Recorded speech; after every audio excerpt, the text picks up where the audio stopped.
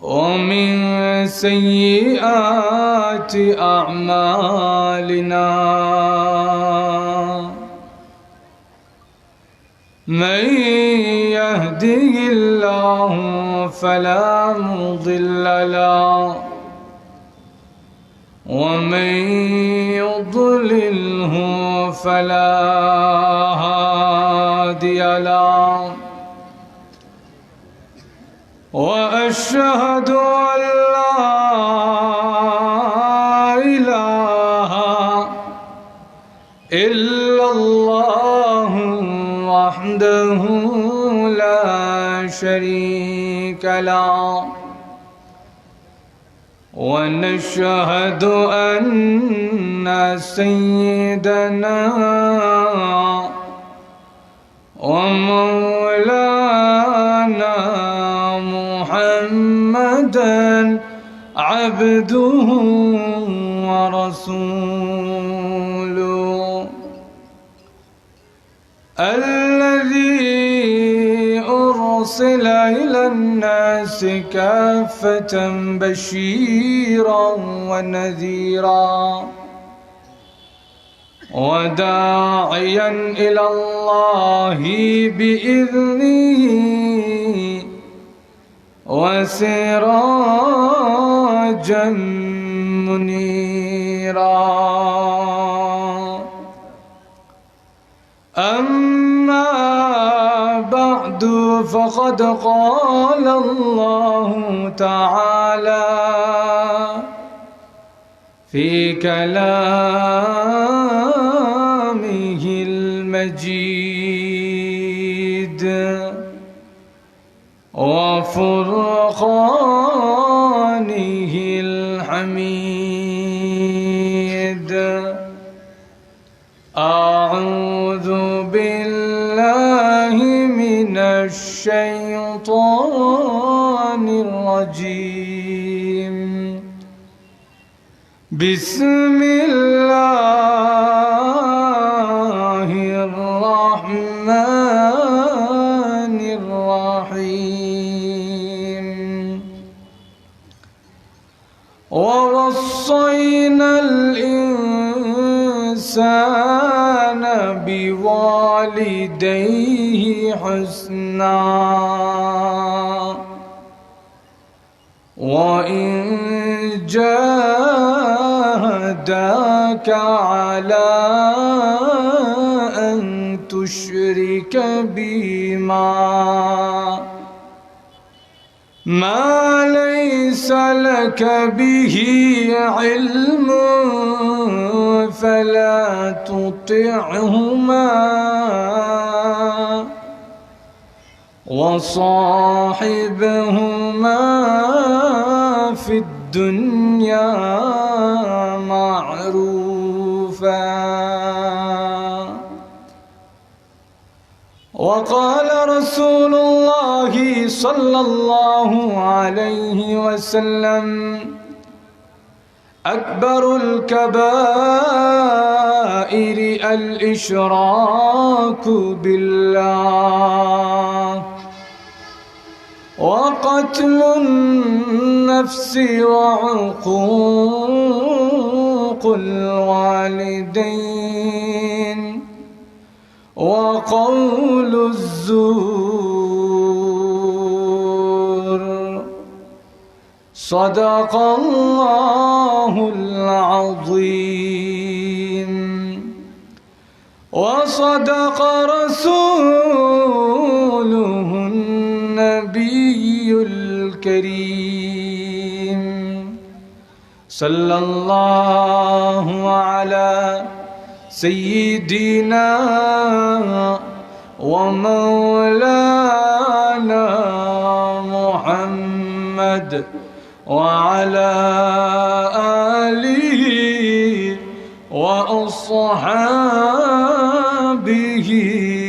وسلم صلى الله على سيدنا ومولانا محمد وعلى آله وأصحابه وسلم।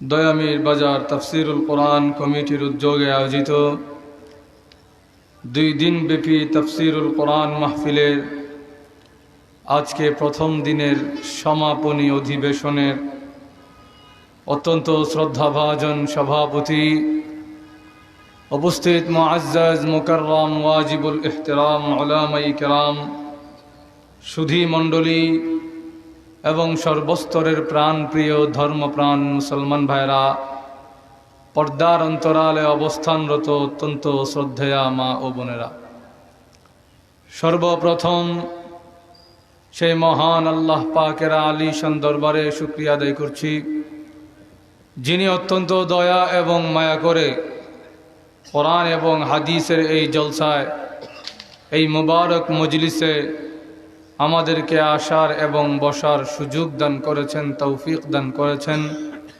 এই জন্য সকলেই জোরে সোরে শ্রদ্ধা জড়িত কণ্ঠে কালিমাতুশ শুকুর আদায় করছি, আলহামদুলিল্লাহ। আমাকে বিষয় দেওয়া হয়েছে মাতা পিতার হক ও সন্তানের হক। এই বিষয়কে সামনে রেখে আমি আপনাদের সামনে পবিত্র কোরআন শরীফের একখানা আয়াতে কারিমার অংশ বিশেষ তেলাওয়াত করেছি। রসুল করিম সাল্লাল্লাহু আলাইহি ওয়াসাল্লামের রেখে যাওয়া অসংখ্য অগণিত হাদিস মোবারক থেকে একখানা হাদিস পাঠ করেছি।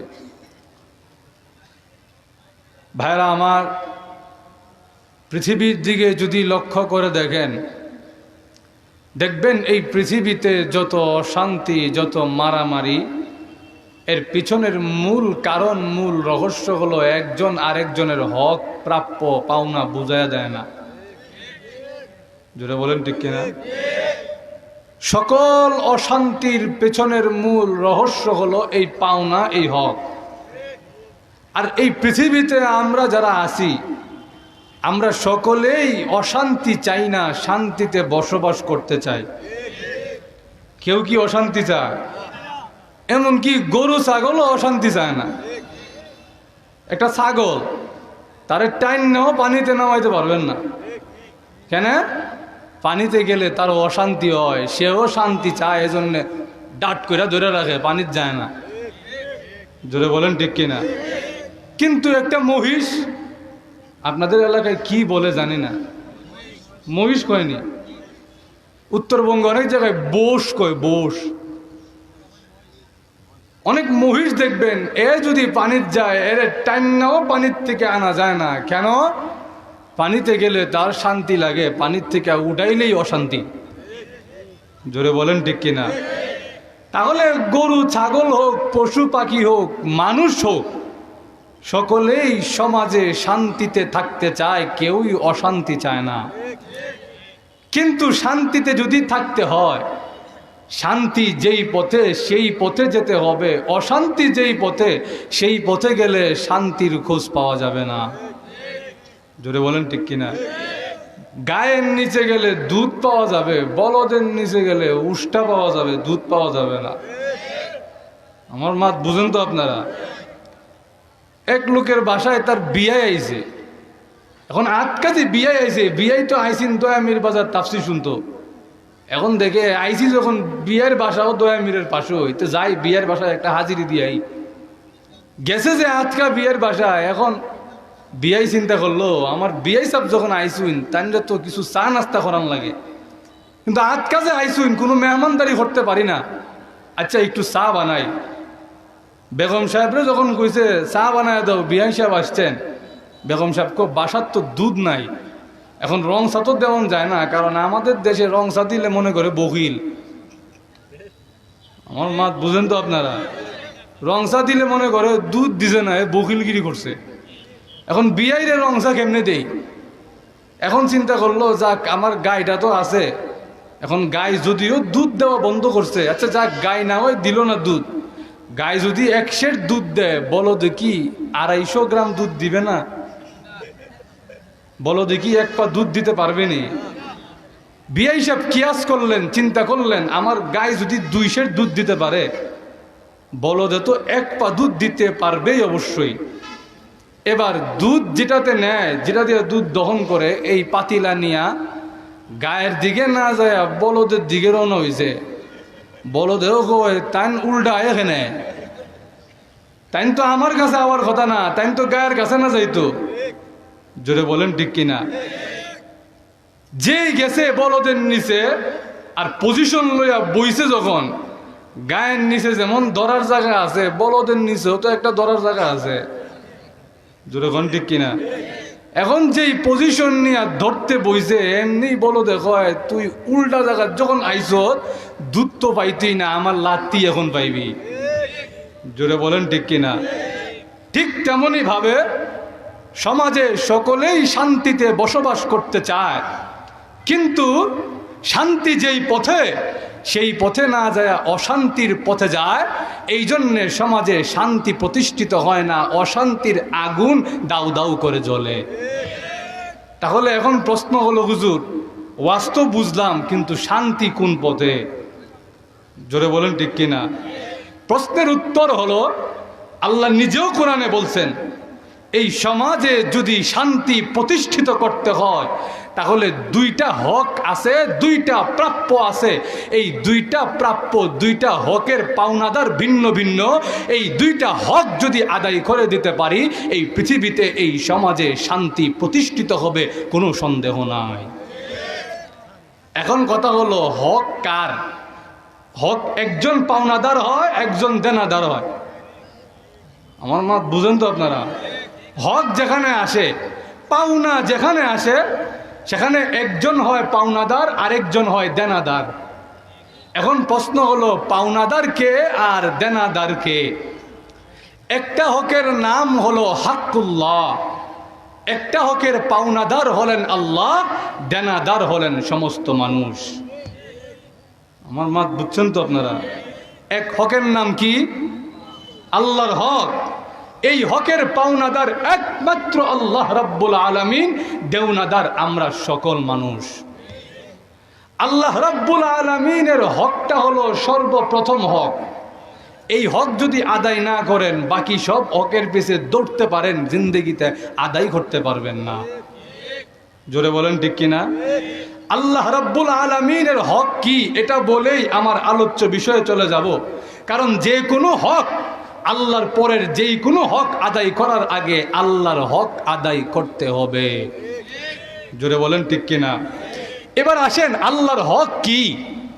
সাহাবীরা জিজ্ঞেস করেন, ওগো নবীজি, আল্লাহর হক কি? আল্লাহকে যে দিব, আমরা দেনাদার, আল্লাহ পাওনাদার, আল্লাহরে কি হক বুঝাইয়া দিতাম, আমাদেরকে বুঝাইয়া বলেন। আল্লাহর নবী, বিশ্ব নবী রাহমাতুল লিল আলামিন বলেন, আল্লাহ রাব্বুল আলামিনের হক হলো 2টা। জোরে বলেন কয়টা? আরো জোরে। 1 নম্বর হক, আল্লাহ রাব্বুল আলামিনের সঙ্গে শিরিক করা যাবে। আরো জোরে। কোন ধরনের শিরিক আল্লাহর সঙ্গে করা যাবে না। শিরিক এটা বড় হোক ছোট হোক, কোনো শিরিকই আল্লাহর সঙ্গে করা যাবে না। এই আলোচনা আমার পরে আসতেছে, এতটুক থাক। 2 নম্বর আল্লাহর হক, আল্লাহ আমাদেরকে যেইভাবে চলতে বলেছেন সেইভাবেই আমাদের জীবন পরিচালনা করতে হবে। এটা হলো আল্লাহর 2 নম্বর হক। জোরে বলেন ঠিক কিনা? সাহাবীরা জিজ্ঞেস করেন, ইয়া রাসূলুল্লাহ, ইয়া হাবিবাল্লাহ, আল্লাহর নবী গো, আল্লাহ রাব্বুল আলামিনের হক তো বুঝলাম, আল্লাহ রাব্বুল আলামিনের হক যদি কেউ আদায় করে দেয়, কেউ যদি আল্লাহর হক বুঝায়া দেয়, ওই বান্দা উপকারে পুরস্কারে কি পাবে? আল্লাহর নবী ডাক দেয়া বলেন, সাহাবীরা রে, আল্লাহ রাব্বুল আলামিনের হক যদি কোনো বান্দা আদায় করে দেয়, আল্লাহ রাব্বুল আলামিন ঘোষণা দিয়া দেয়, আল্লাহর ওই বান্দাকে আল্লাহ কোনোদিনও জাহান্নামের আগুনে দিবেন না। আল্লাহর হক যদি আদায় করে দেয়, আল্লাহ রাব্বুল আলামিন জিন্দেগিতে ওই বান্দাকে জাহান্নামের আগুনে দিবেন না। জোরে বলেন না সুবহানাল্লাহ। রাসূল করিম সাল্লাল্লাহু আলাইহি ওয়াসাল্লামের যুগে এক মহিলা দেখা যায় মাটির চুলায় রান্না করে। মাটির চুলায় আপনারা যারা রান্না করছেন দেখবেন মাটির চুলায় খড়ি দেওয়ার সাথে সাথে কিছু আগুনের স্ফুলিঙ্গ তেরে আসে, আসে কি আসে না? যখন আগুনের স্ফুলিঙ্গ বের হয়ে আসে, ওই মহিলা তার কোলে তার দুধের বাচ্চা সঙ্গে সঙ্গে উন্না দিয়া বাচ্চাটাকে ডেকে বাচ্চাটাকে দূরে সরায়া দেয়। আল্লাহর নবী বলেন, তাকায়া দেখো সন্তানের জন্যে মার কত ভালোবাসা। ওই মহিলা ডাক দিয়া বলেন, ইয়া রাসূলুল্লাহ, ইয়া হাবিবাল্লাহ, সন্তানের জন্যে মার তো বড় ভালোবাসা। আচ্ছা বলেন তো দেখি, মার ভালোবাসা বেশি নাকি আল্লাহর ভালোবাসা বেশি?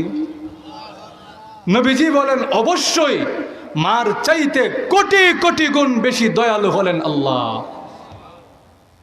ওই মহিলা তখন বলেন, ওগো নবীজি, আল্লাহ যদি মার চাইতে কোটি কোটি গুণ বেশি দয়ালু হয়ে থাকে, আচ্ছা বলেন তো দেখি পৃথিবীতে এমন কোনো মা আছে কি যে তার নিজের সন্তানকে নিজের হাতে আগুনের চুলায় দিতে পারে? আল্লাহর নবী বিশ্ব নবী রাহমাতুল লিল আলামিন বলেন, পৃথিবীতে এমন কোনো মা নাই যে তার সন্তানকে নিজের হাতে আগুনের চুলায় দিতে পারে। ইয়া রাসূলুল্লাহ, ইয়া হাবিবাল্লাহ, পৃথিবীতে যদি এমন কোনো মা না থাকে গো যে তার নিজের সন্তানকে নিজের হাতে আগুনের চুলায় দিতে পারে, আল্লাহ রাব্বুল আলামিন মার চাইতে কোটি কোটি গুণ বেশি দয়ালু হইয়া আল্লাহ কেমনে পারবেন তার বান্দাদেরকে জাহান্নামের আগুনে দিতে? এই প্রশ্ন শোনার সাথে সাথে আল্লাহ নবী চোখের পানি ছেড়ে দিয়া কাঁদে, প্রভু গো, এই প্রশ্নের জবাব যে আপনাকে দিতে হয়, মা যদি না পারে তার সন্তানকে নিজের হাতে দুনিয়ার আগুনে দিতে, আপনি মার চাইতে কোটি কোটি গুণ বেশি দয়ালু হইয়া আপনি কেমনে পারবেন আপনার বান্দাদেরকে জাহান্নামের আগুনে দিতে? আল্লাহ রাব্বুল আলামিন ডাক দিয়া বলেন, জিবরাইল, আমার নবীকে জানায়া দাও, প্রশ্ন যত কঠিন উত্তর তত কঠিন না। আমি আল্লাহ ঘোষণা দিলাম, আমার যেই বান্দা বান্দি আমি মহান আল্লাহর হক আদায় করবে, আমি আল্লাহর সঙ্গে শিরিক করবে না, আমি আল্লাহর দেওয়া বিধান অনুযায়ী জীবন পরিচালনা করবে, এই দুইটা হক আমার যে বান্দা বান্দি আদায় করে দিবে, আমি আল্লাহ ঘোষণা দিলাম আমার ওই বান্দা বান্দিকে আমি আল্লাহ জাহান্নামের আগুনে দিব না। আল্লাহর হক যদি আদায় করে দেয়, এবার বান্দা হয়ে যায় পাওনাদার, আল্লাহ হয়ে যায় দেনাদার। জুড়ে বলেন ঠিক কিনা? বান্দা কি পাওনা? বান্দার কাছে, বান্দা আল্লাহর কাছে পাওনা হলো, আল্লাহ আপনার হক আমি আদায় করে দিয়েছি, আমাকে এবার জাহান্নামের আগুনে দিতে পারবেন না। জোরে বলেন ঠিক কিনা? তাহলে সবার আগে কার হক আদায় করা দরকার? আরো জোরে। যদি আল্লাহর হক কেউ আদায় না করে, জীবন দিয়ে দিতে পারে মাখলুকের পিছনে, কিন্তু মাখলুককে জিন্দেগিতে সন্তুষ্ট করতে পারবে না। দেখা যায় মার জন্য যদি করে, বউ কয় তুমি খালি মার এই চিনছো, আমার এর চিনো না, এমন কয় কি কয় না? আবার বউ বাচ্চার জন্য একটু বেশি করলে আব্বা আম্মা ভাই বোনে কয়, কয় হ্যাঁ বউ বয়ে আমরা রে বলি লাইছে, এমন কয় কি কয় না? তিন বন্ধু যদি আপনার থাকে, দুই বন্ধুর লগে যদি একদিন চা খায় আলান, আরেকজনের যদি না কন, এ যদি এই খবর পায়, এ কইব হে এরারে পায় আমারই বলি লাইছে, এর লগে সম্পর্ক শেষ। এমন হয় কি হয় না? আল্লাহ রাব্বুল আলামিন বলেন, আমার হক যদি তুমি আদায় না করো, সারা পৃথিবীর মানুষের পিছনে দৌড়াইতে পারো, কিন্তু জিন্দেগিতে মানুষের সন্তুষ্টি অর্জন করতে পারবে না। আর আমি আল্লাহর হক দেওয়ার পাশাপাশি যদি মানুষের হক দেওয়ার চেষ্টা করো রে, আমি আল্লাহ যদি তোমার প্রতি সন্তুষ্ট হয়ে যাই, মানলাহুল মাওলা ফালাহুল কুল, আল্লাহ যদি কারো হয়ে যায়, আল্লাহ রাব্বুল আলামিন যদি কাউকে নিজের বলে স্বীকৃতি দিয়ে দেয়, ওই সমস্ত মাখলুক ওই বান্দার অধীনে চলে যায়। যেরকম ঠিক কিনা? এই জন্যে ভাইরা আমার, সর্বপ্রথম হক আদায় করতে হবে আল্লাহ। জোরে বলেন ঠিক কিনা? এইবার আসেন, আল্লাহ রাব্বুল আলামিনের হক আদায় করার পরে সবার আগে দুনিয়াতে মাখলুকের হক আদায় করতে হবে। এর মধ্যে সবচাইতে প্রধান হক হলো মা বাবার হক। জোরে বলেন ঠিক কিনা? মা বাবার হক সবচাইতে বেশি। কেন? আল্লাহর হকের পরে মা বাবার হকের কথা কেন বলছেন? আল্লাহ নিজেই কোরআনে বলেন, আল্লাহ বলেন, وَقَضَى رَبُّكَ أَلَّا تَعْبُدُوا إِلَّا إِيَّاهُ وَبِالْوَالِدَيْنِ إِحْسَانًا। আল্লাহ রাব্বুল আলামিন বলেন, তোমার রব এই সিদ্ধান্ত জানিয়ে দিয়েছেন, সর্বপ্রথম আল্লাহর হক আদায় করো, আল্লাহর সঙ্গে কাউকে শিরিক করা যাবে। 2 নম্বরে মা বাবার হক আদায় করো, মা বাবার সঙ্গে ভালো ব্যবহার করো। আমার মা বুঝেন তো আপনারা? আল্লাহর হকের পরে কার কথা আনছেন? আরো জোরে। মা বাবার হকের কথা আল্লাহর হকের পরে আনছেন কেন? আল্লাহর হকের সঙ্গে সঙ্গে মা বাবার কথা কেন আনছেন? এর ব্যাখ্যায় মুফাসসিরিনে কেরাম বলেন, আল্লাহ রাব্বুল আলামিনের সঙ্গে মা বাবার একটা সাদৃশ্য আছে। কি সাদৃশ্য? সেই সাদৃশ্যটা হলো, আল্লাহ রাব্বুল আলামিন বান্দাকে যখন কোনো নিয়ামত দান করেন, আল্লাহর যেমন কোনো স্বার্থ থাকে না, কোনো কিছু চাওয়া পাওয়া থাকে না, মা বাবাও যেমন তার সন্তানকে লালন পালন করে, কোনো স্বার্থ থাকে না। জোরে বলেন ঠিক কিনা? মা বাবা যে সন্তানকে লালন পালন করে, কোনো স্বার্থ আছে, কিচ্ছু দিবেন এই নিয়তে করে। আর নাইলে যদি কোনো স্বার্থ থাকতো, আপনি ছোটবেলায় যে কষ্ট দিছেন এত কষ্ট সহ্য করতো না। কারণ বিনিময়ে আপনি যা দিবেন এটা খুবই তুচ্ছ। আপনি যে কি কষ্ট দিছেন এটা আপনি বুঝবেন না, সেদিন বুঝবেন যেদিন আপনি নিজে মা বাবা হইবেন। জোরে বলেন ঠিক কিনা? মা বাবা হওয়ার পরে বোঝা যায় যে আমাদের সমাজে অনেকে দেখা যায়, আমার ভাই একদিন আমার মা রেগে কইতেছে, আম্মা আপনি যে আমাদের জন্য কত কষ্ট করছেন এটা আগে বুঝতাম না, আমার যেদিন পুয়া হয়েছে আমি এখন বুঝি আপনি কত কষ্ট করছেন। জোরে বলেন ঠিক কিনা? কেন? রাত 2টা 3টা 4টা 5টা নাই, শীত নাই গরম নাই, দিছে বিছনায় পেশাব কইরা, দিছে কুলে পেশাব কইরা, রাত 2টায় খান দে দুধ খাওয়াও, রাত 3টায় খান দে দুধ খাওয়াও, রাত 4টায় খান দে, এর ঘুম নাই। এর যদি ঘুম না থাকে এর বাপ মার ঘুম আছে? আরো জোরে। এরপরেও বাবা মা, আপনি ঘুমান না দেখে বাবা মা ঘুমায় না, আপনি খান না দেখে বাবা মা খায় না। যদি কোনো স্বার্থ থাকতো আপনি এর বিনিময়ে কি দিতে পারতেন, যাই দিতেন না কেন এত কষ্ট সহ্য করতো না। জোরে বলেন ঠিক কিনা? কারণ এই কষ্টের বিনিময়ে আপনি যা দিতেন এটা কিচ্ছুই হইতো না, বড় তুচ্ছ হইতো। জোরে বলেন ঠিক কিনা? মা বাবার হক আল্লাহর হকের পরে আনছেন কেন? 1 নম্বর কারণ হলো, আল্লাহ রাব্বুল আলামিন যেমন তার বান্দা বান্দিকে যখন কোনো নিয়ামত দান করেন, আল্লাহর যেমন কোনো স্বার্থ থাকে না, মা বাবাও যখন তার সন্তানকে কোনো কিছু দেয়, মা বাবাও যখন তার সন্তানকে লালন পালন করে, মা বাবার কোনো স্বার্থ থাকে না। দ্বিতীয় কারণ হলো, মা বাবা যদি অসন্তুষ্ট থাকে, মা বাবার হক যদি আদায় না করেন, আল্লাহর হক আদায় করতে গিয়া যেই সব আমল করতেন, ইবাদত করতেন, এইগুলা কবুল হবে না, আসমান আর জমিনের মাঝখানে আটকায় থাকবে। নাউজুবিল্লাহ।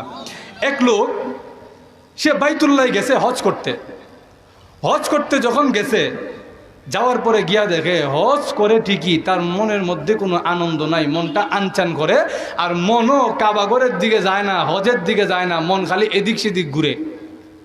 এক আল্লাহর ওলিরে পাইছে, আল্লাহর ওলিকে গিয়া বলে, হ্যাঁ আল্লাহর ওলি, আমি বাইতুল্লাহ তাওয়াফ করতে এসেছি, কিন্তু বাইতুল্লাহর দিকে আমার মন যায় না। আল্লাহর ইবাদত করি, ইবাদতে কোনো মজা পায় না। আল্লাহর ওলি ডাক দিয়া বলেন, তোমার বাবা মা আছে কিনা আমাকে বলো।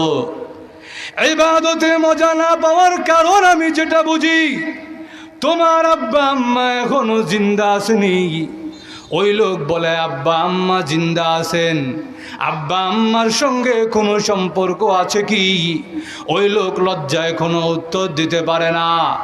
কিছুক্ষণ পর আল্লাহর ওয়ালিকে ডাক দেয়া বলেন, হ্যাঁ আল্লাহর ওয়ালি, লজ্জায় কোনো উত্তর দিতে পারি না, কিন্তু বাস্তব কথা হলো গত 10 বছর ধরে আমার বাবা মার সঙ্গে কোনো সম্পর্ক নাই। যখন না নাউজুবিল্লাহ। আল্লাহর ওলি কয় ইবাদতে যে মজা পাও না, আমি যেই কারণ বুঝি তোমার মা বাবা তোমার প্রতি খুশি না। এ কারণে যে ইবাদত করো আসমান আর জমিনের মাঝখানে আটকায় থাকে, আল্লাহর কাছে কবুল হয় না। তো আগের আমলই আল্লাহর কাছে কবুল হয় নাই, সামনে আমল করতে উৎসাহ পাইবা কেমনে? জোরে বলেন ঠিক কিনা? যাও মা বাবার কাছে যাও, গিয়া যদি মাফ চাওয়া আনতে পারো তাইলে আল্লাহ মাফ করে দিবেন, তখন গিয়া ইবাদতে মজা পাইবা।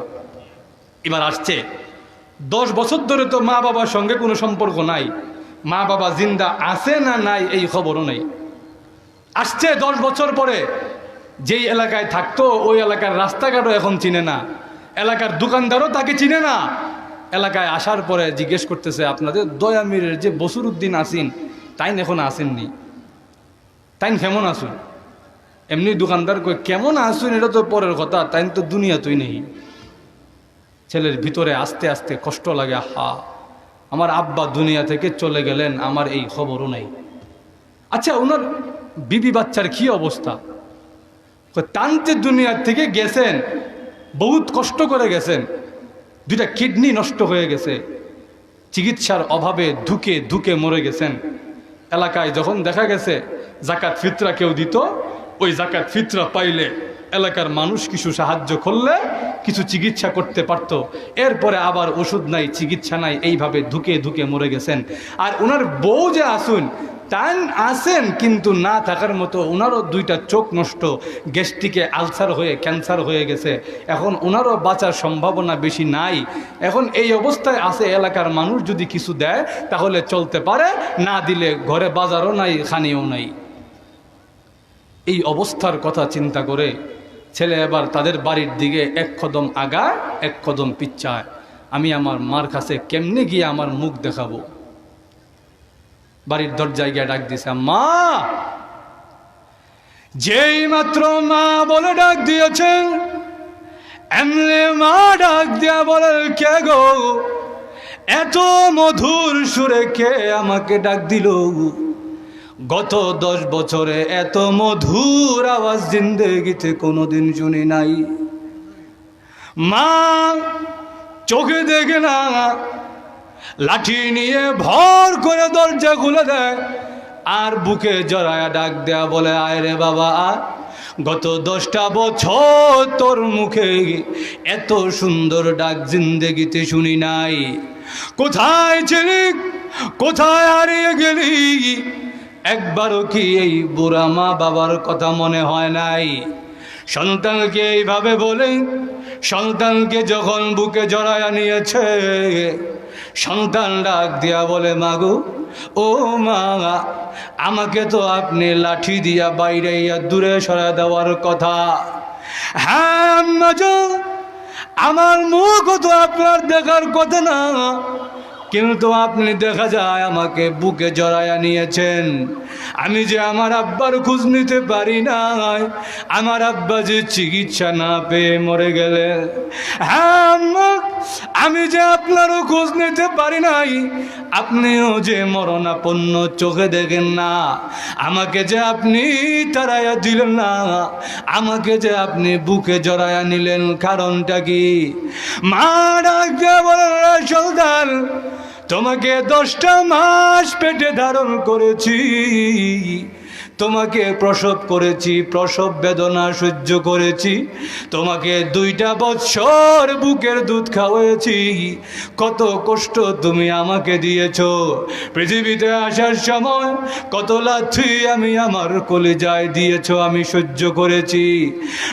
সন্তান, এত এত কষ্ট সহ্য করে তোমাকে মানুষ করেছি, কোনো স্বার্থের জন্য নয় রে বাবা।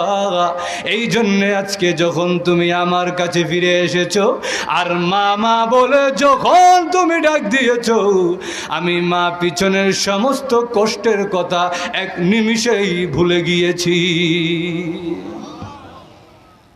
মার মায়া মহব্বত কোনো স্বার্থের জন্য নয়। মা কোনো স্বার্থের জন্য আপনাকে ভালোবাসে না। জোরে বলেন ঠিক কিনা? মার ভালোবাসা, মার আপনার প্রতি যেই ইহসান, যেই অনুগ্রহ, এই ইহসান এই অনুগ্রহ একদম নিঃস্বার্থ।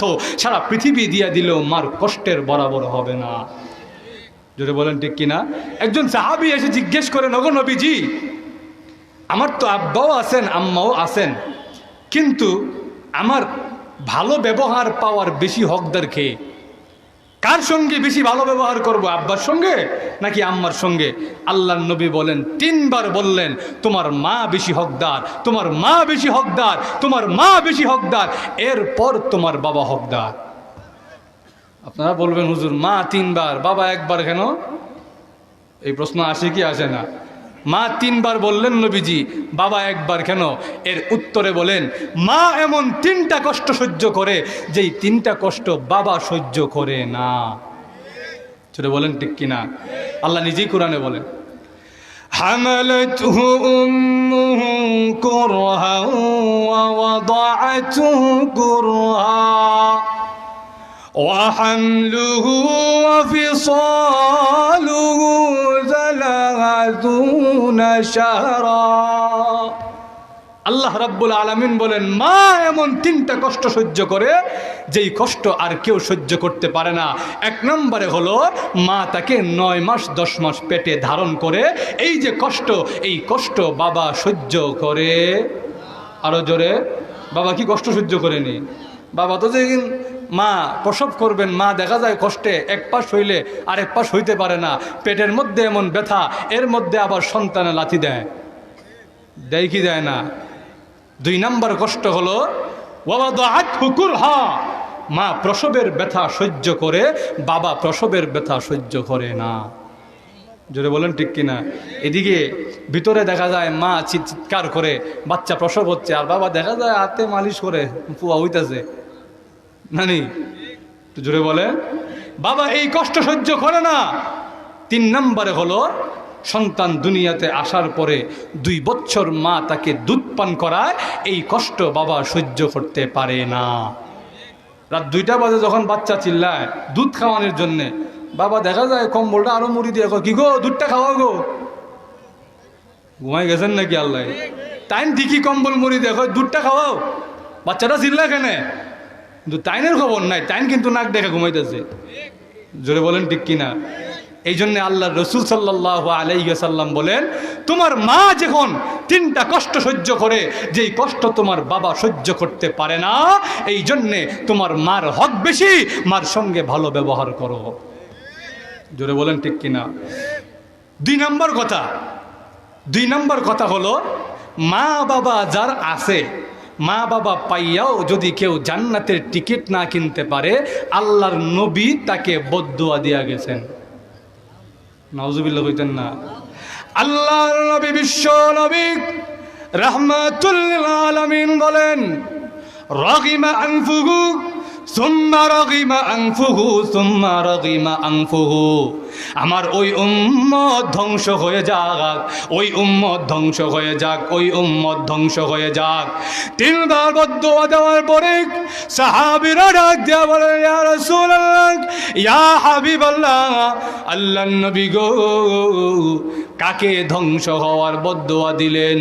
আল্লাহর নবী বলেন, যে উম্মত তার মা বাবাকে পেল, মা বাবা বুড়া অবস্থায় তার কাছে আছে, কিন্তু মা বাবার খেদমত করে, মা বাবার সন্তুষ্টি অর্জন করে, আল্লাহর তৈরি জান্নাতের টিকিট কিনতে পারল না, আমার ওই উম্মত ধ্বংস হয়ে যাক, তার প্রতি আমি নবীর কোনো দায়বদ্ধতা না। নাউজুবিল্লাহ কইতেন না? এই জন্যে মা বাবার খেদমত করার দরকার আছে না নাই? আরো জোরে ভাইরা আমার, যদি লক্ষ্য করে দেখেন, মা এবং বাবা এমন এক সম্পদ আল্লাহ আমাদেরকে দিয়েছেন, যেই মা বাবার কারণে আমরা দুনিয়াতে আসতে পেরেছি। জোরে বলেন ঠিক কিনা? আব্বা আম্মা যদি না একত্রিত না হইতেন, আব্বা আম্মা যদি আল্লাহ মিলায়া না দিতেন, আমরাও দুনিয়াতে আসতে পারতাম না। আল্লাহ যে আমাদেরকে মা বাবার মাধ্যমে এক নম্বর নিয়ামত হলো আমাদেরকে মা বাবার নিয়ামত দিছেন। 2 নম্বর নিয়ামত হলো মা বাবার কারণে আল্লাহ আমাদেরকে মানুষ বানাইছেন। যেটা বলেন ঠিক কিনা? মানুষ যে আমরা হইছি, আল্লাহর কাছে কোনো দরখাস্ত লিখছিলাম, কোনো আবদার করছিলাম, কোনো রিকোয়েস্ট করছিলাম? আল্লাহ আমাদেরকে বিনা দরখাস্তে, বিনা রিকোয়েস্টে, বিনা আবদারে আল্লাহ আমাদেরকে মানুষ বানাইছেন। এবং এই মানুষ আমরা হয়েছি, এই পৃথিবীতে আসতে পেরেছি মা বাবার মাধ্যমে। জোরে বলেন ঠিক কিনা?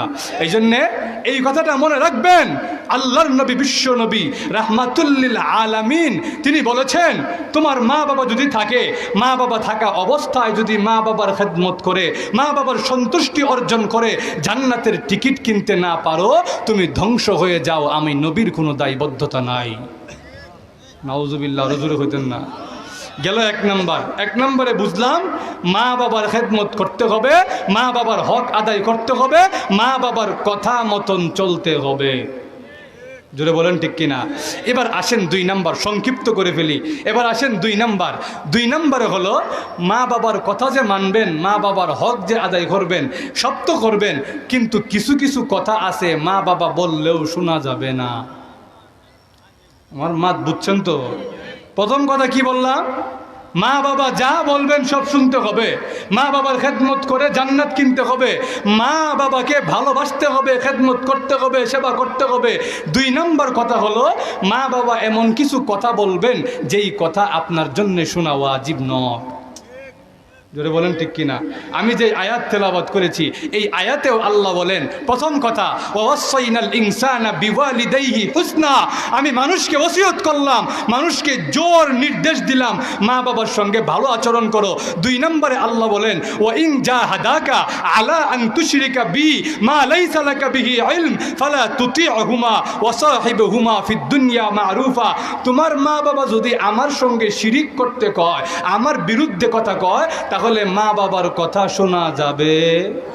আরো জোরে। কিন্তু মা বাবার কথা তো শুনবো না, ঠিক আছে, কিন্তু মা বাবার সঙ্গে খারাপ আচরণ করা যাবে? আরো জোরে।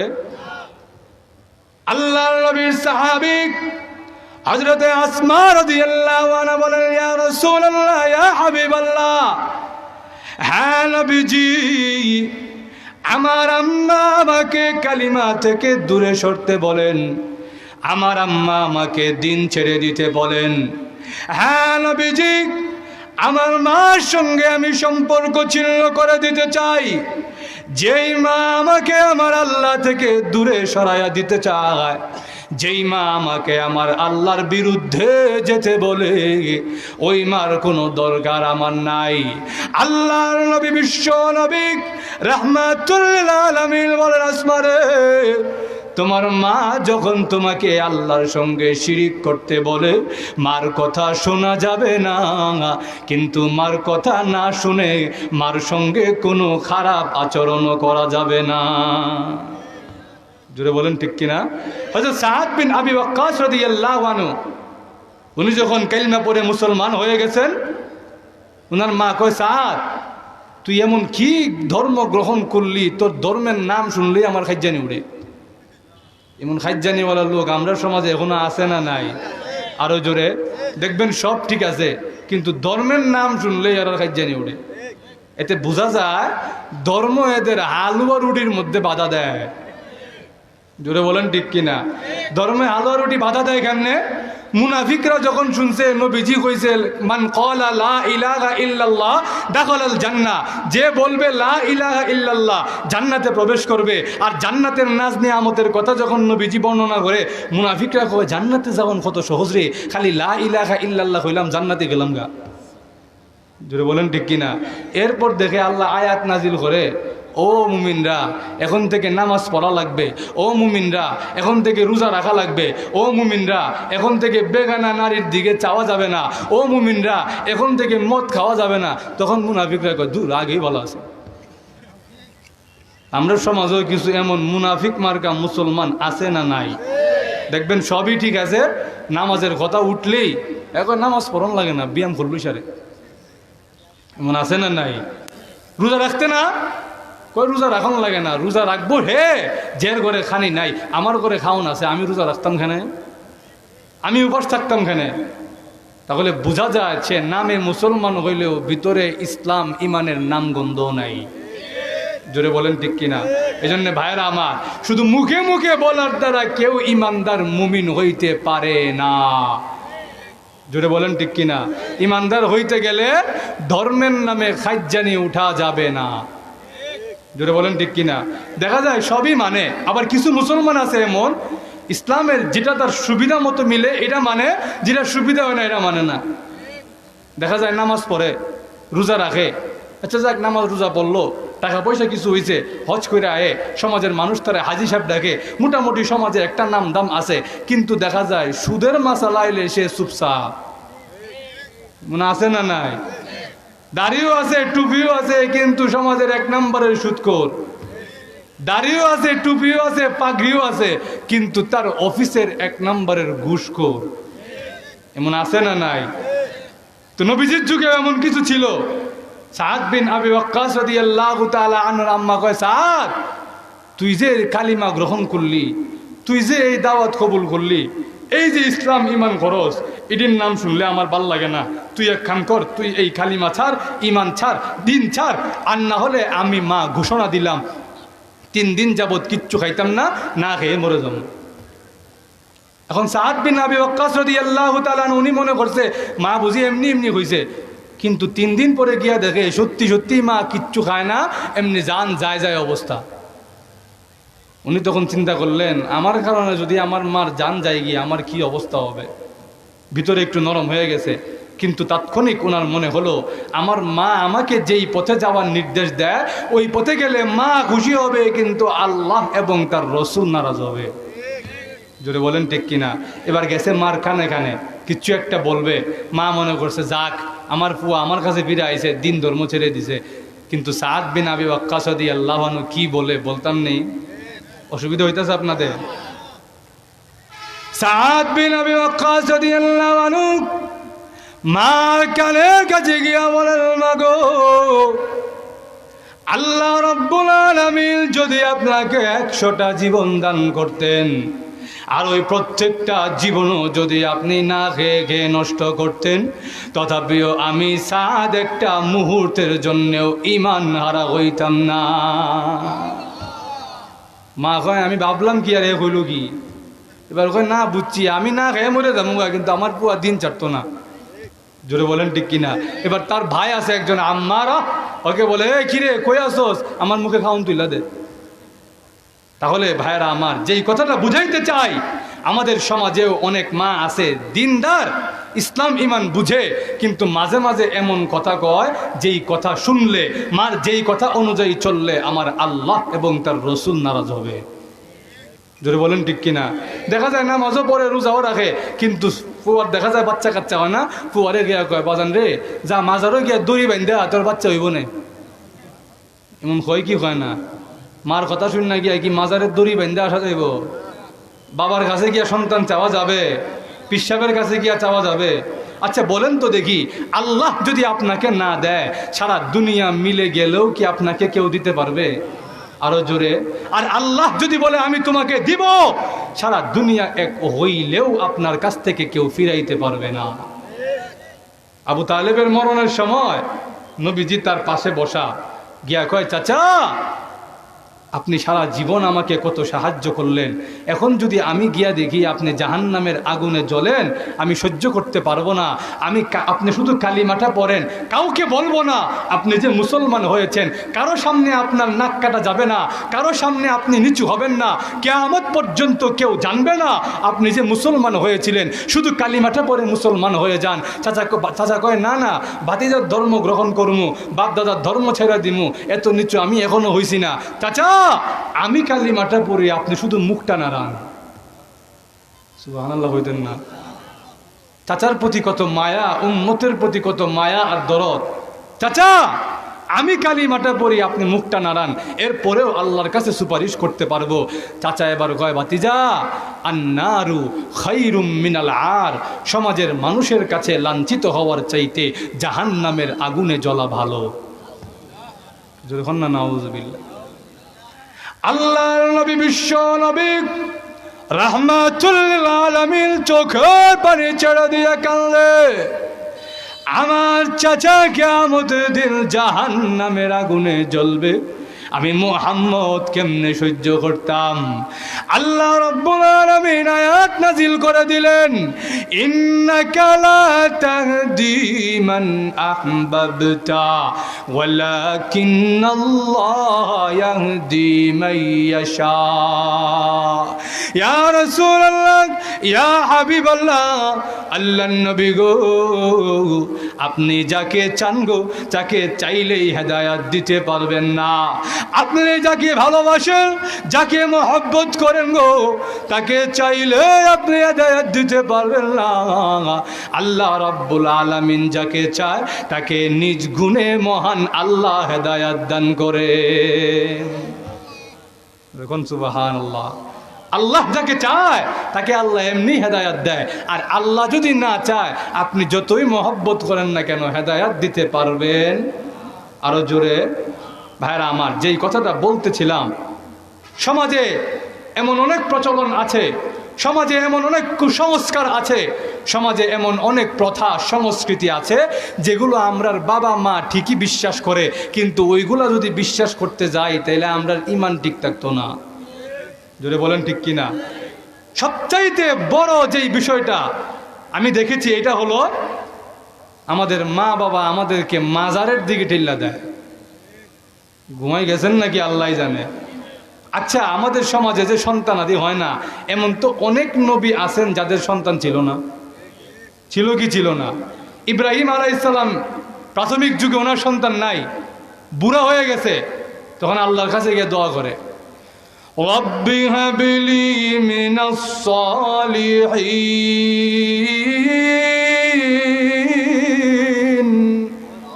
আল্লাহ আপনি আমাকে নেককার সন্তান দান করেন।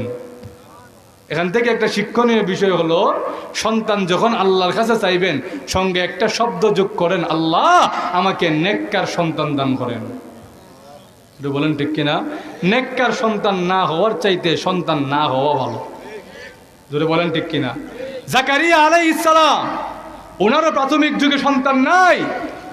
মারিয়াম আলাইহিস সালামের রুমে গেছেন, গিয়া দেখে উনার রুমে সমস্ত বেমৌসুমি ফলে ভরা। এই মৌসুমে যে ফল হওয়ার কথা না, এই জাতীয় ফলে ভরা। তিনি কয়, এ মারিয়াম আন্না লাকি হাদা, আই মিন আইনা লাকি হাদা, এই ফল তোমার কাছে কোত্থেকে আইছে? মারিয়াম আলাইহিস সালাম বলেন, ক্বালাত হুয়া মিন ইনদিল্লাহ।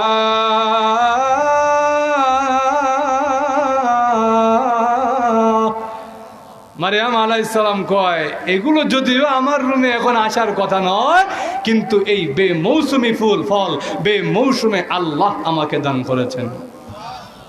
জাকারিয়া আলাইহিস সালাম কয়, হ্যাঁ, আল্লাহ যদি বেমৌসুমে ফল দান করতে পারেন, তাহলে তো আমারও এখন বাচ্চা দেওয়ার মৌসুম নাই, তাহলে তো আল্লাহ আমাকে বেমৌসুমে বাচ্চা দান করতে পারেন। ধরে বলেন ঠিক কিনা?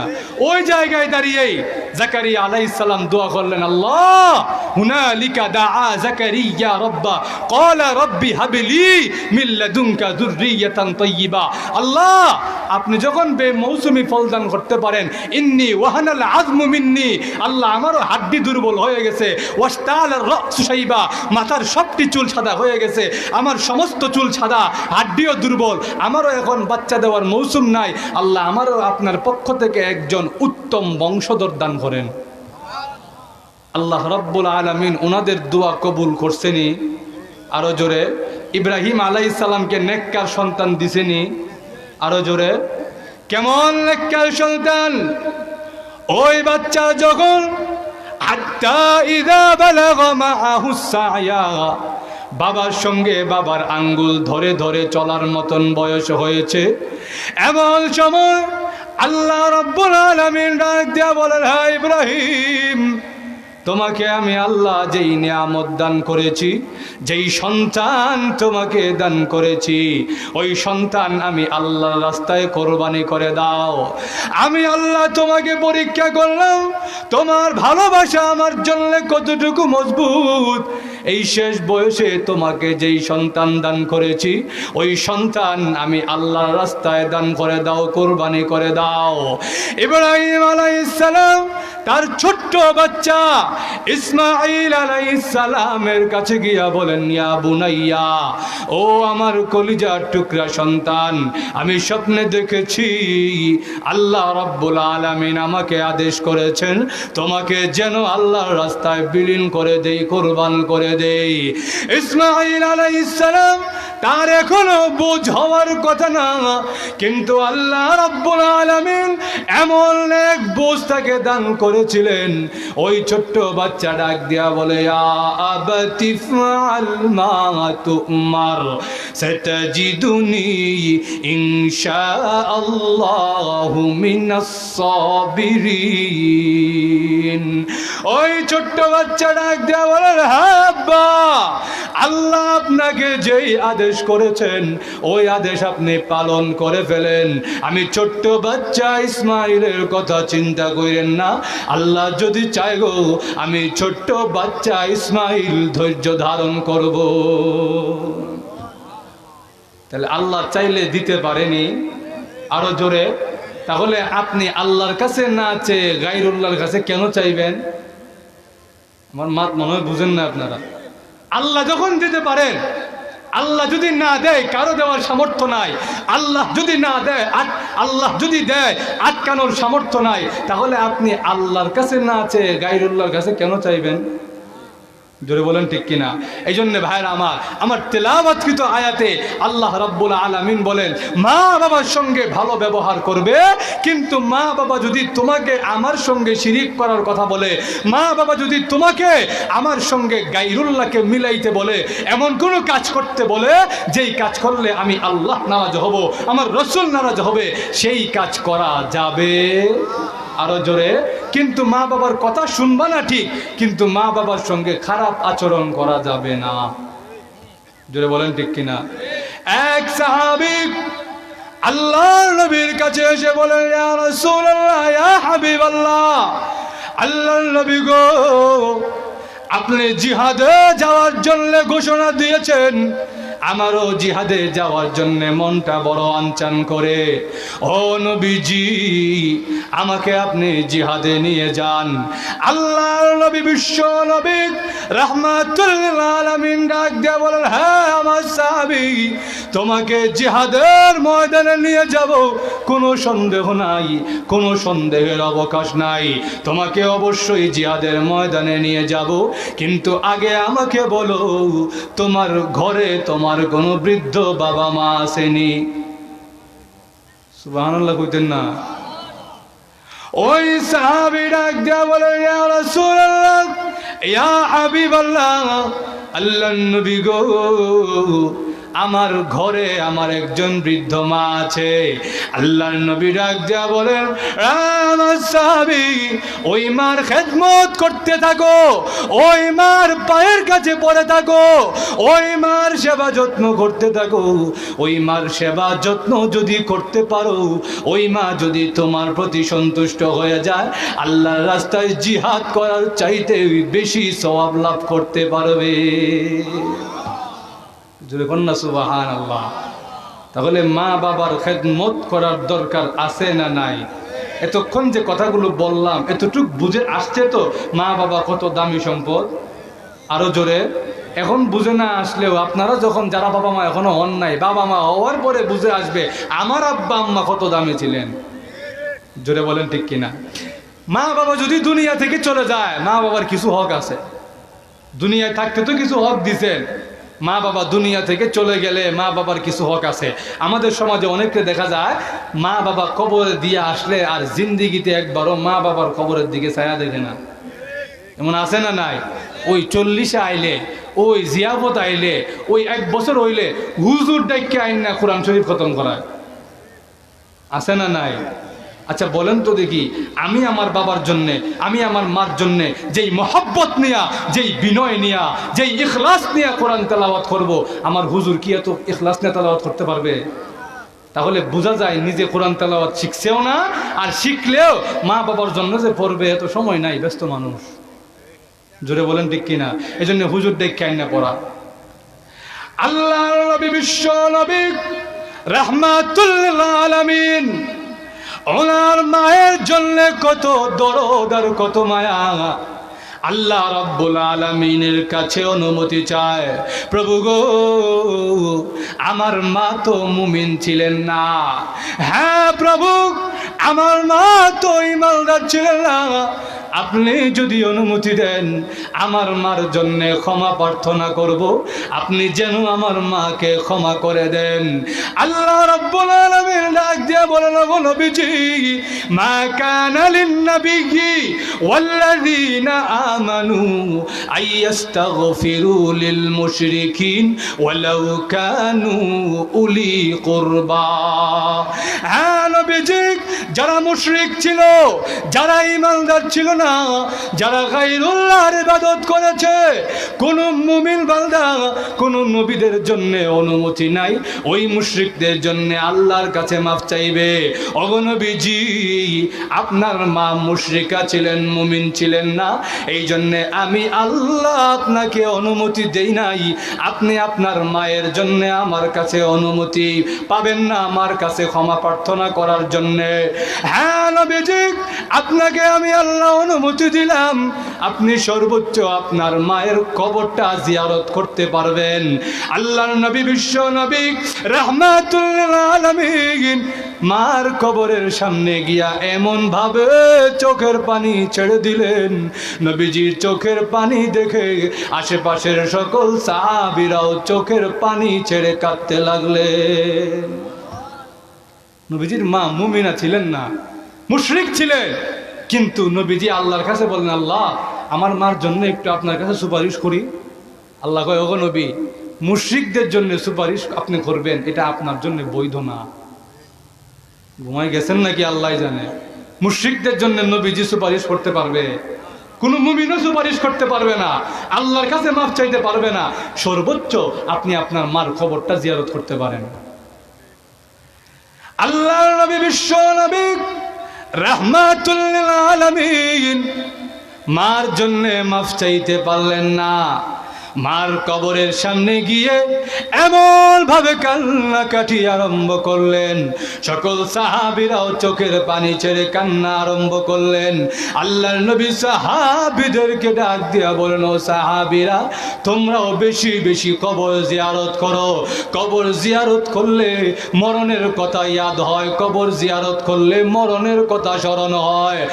আর কোন বান্দা বান্দি যদি তার মা বাবার কবর জিয়ারত করে, ওই মা বাবার কবরের সামনে গিয়া যখন সালাম দেয়, আসসালামু আলাইকুম ওয়া রাহমাতুল্লাহ, ওই মা বাবার কাছে সালামের সওয়াব পৌঁছানোর সাথে সাথে ওই মা বাবার সামনে ওই সন্তানের ছবি ঝুলাইয়া দেওয়া হয়।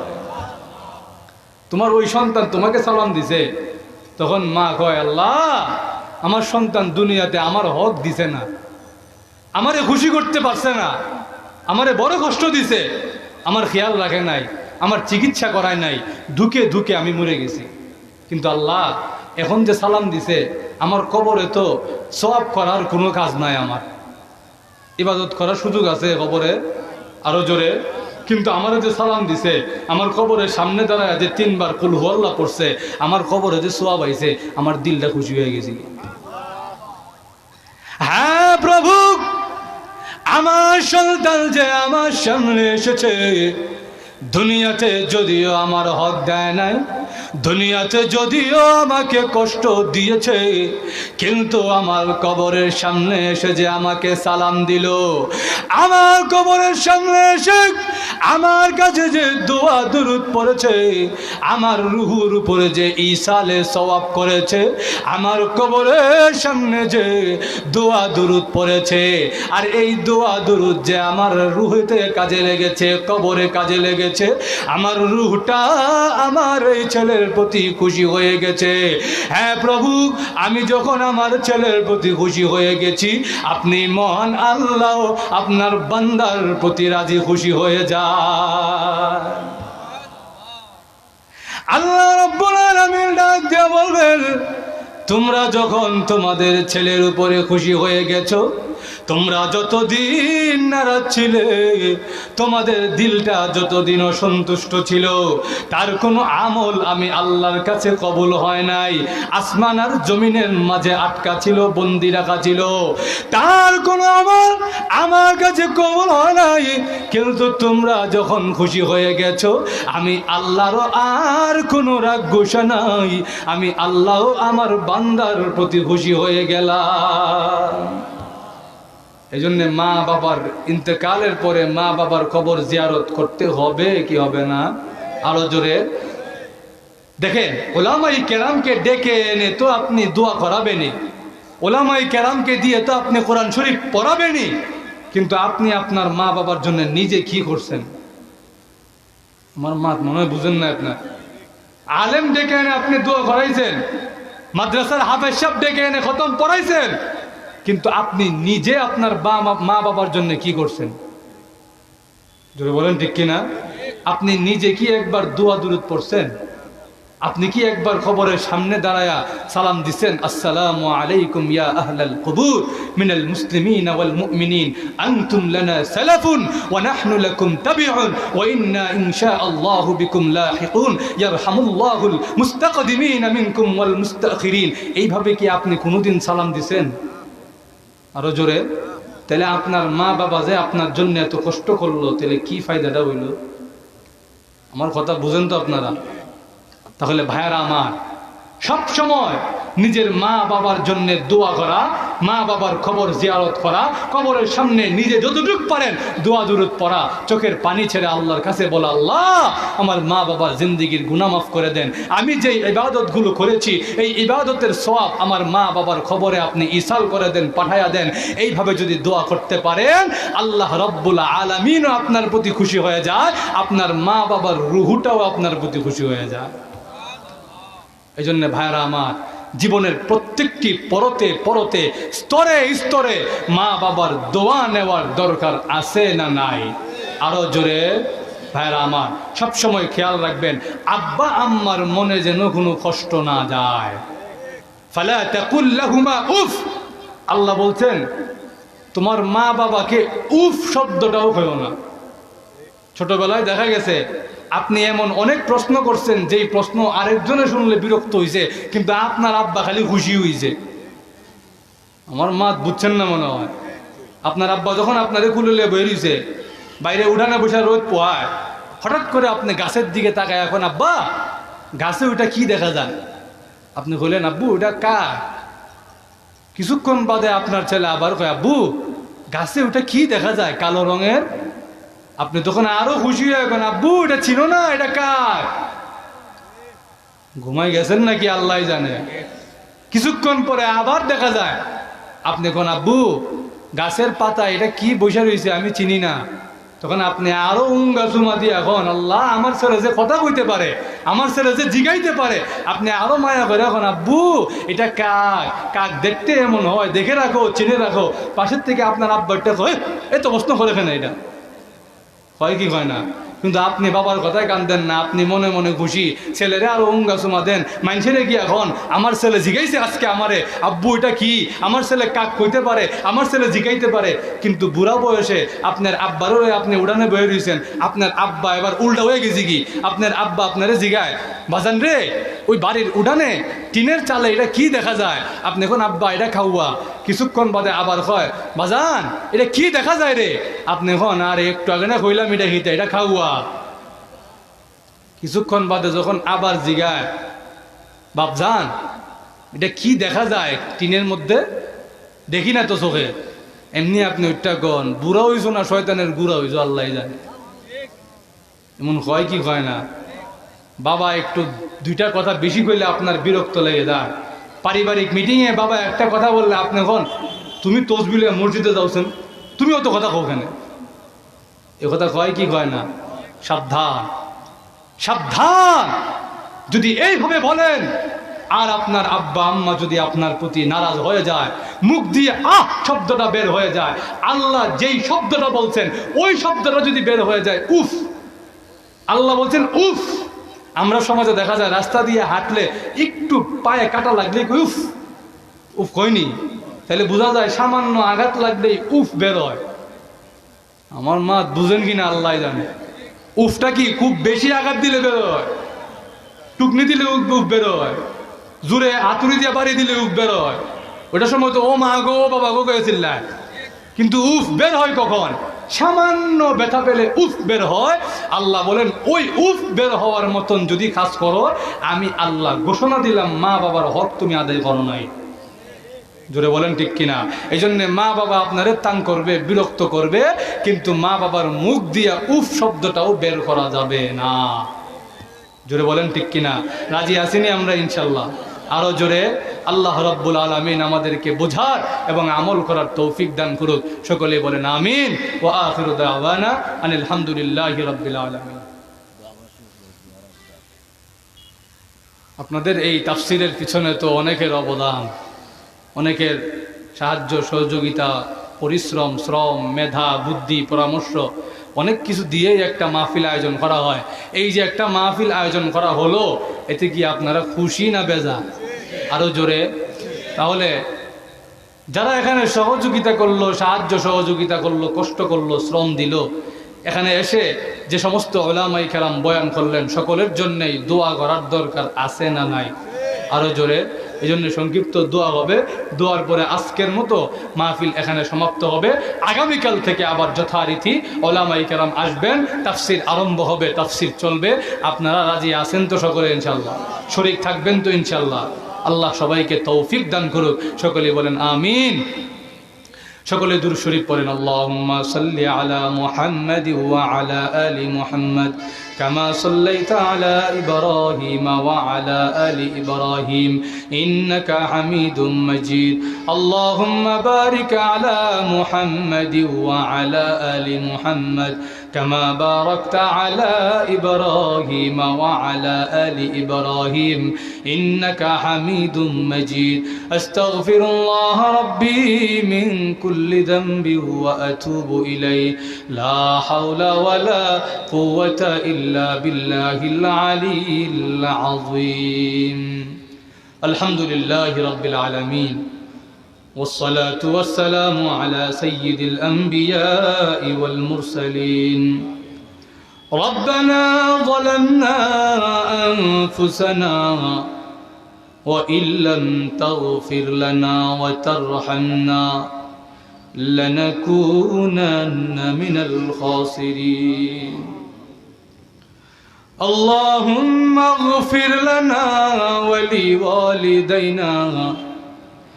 اللهم اغفر لنا ولوالدينا رب ارحمهما كما ربياني صغيرا. ربنا آتنا في الدنيا حسنة وفي الآخرة حسنة وقنا عذاب النار وأدخلنا الجنة مع المتقين والأبرار.